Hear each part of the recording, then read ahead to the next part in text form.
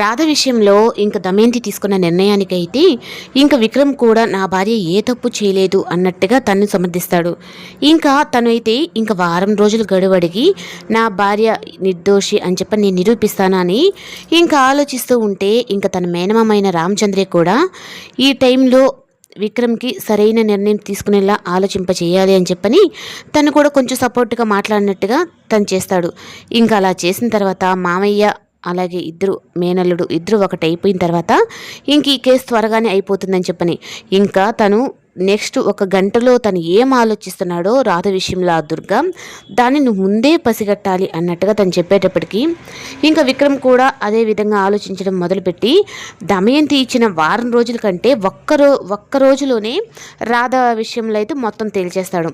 ఇంకా అలా తేల్చిన తర్వాత ఆ దుర్గాని తీసుకొని వచ్చి ఇంకా దమయంతి ముందు నిలబెట్టి తను మొత్తం చెప్పిస్తాడు. అవును, రాధ నన్ను ప్రేమించలేదు, నేనే తనని ప్రేమించాను, ఇప్పుడే కాదు కాలేజీలో నుంచి కూడా నా వల్లే రాధా కాలేజీ కూడా ఆపేసింది.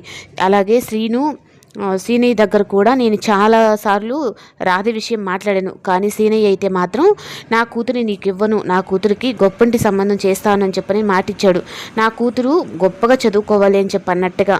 కానీ ఇంతలో విక్రమ్ సార్తో పెళ్లి జరిగింది అన్నట్టుగా చెప్పేటప్పటికీ ఏంటి వీడు ఈ లోపలే వీడిని ఎలా మార్చగలిగాడు, నిన్నేమో రాధ నా ప్రాణం నా పచ్చబొట్టు పొడుచుకొని ఉన్నాను అని అన్నవాడు ఇంత త్వరగా ఎలా మారిపోయాడని చెప్పనని ఇంకా షాక్ అనమాట దమయంతికి. ఇంకా విక్రమ్ అలా చేశాడని చెప్పని ఇంకా అందరి ముందే రాధ అయితే వచ్చి ఇంకా విక్రమ్ని పట్టుకొని చాలా థ్యాంక్స్ అండి అని చెప్పనని ఇంకా అందరి ముందు పట్టుకునేటప్పటికి ఇంకా విక్రమ్ కూడా ఇది అగ్రిమెంట్ పెళ్ళి అని చెప్పన్న అది కూడా మర్చిపోయి ఇంకా రాధనైతే దగ్గరకు తీసుకుంటాడు. ఇంకా అలా తీసుకున్న తర్వాత ఇంకా ప్రియా దమయంతి సునంద అయితే మాత్రం తన కోడలు ఏ తప్పు చేయలేదని చెప్పని తన కొడుకు నిరూపించాడు అని ఇంకా చాలా సంతోషిస్తుంది. ఇంకా దమయంతి అలాగే అందరూ అయితే ఇంక వెళ్ళిపోతారు ఈ ప్రాబ్లం సాల్వ్ అయిపోయింది అని.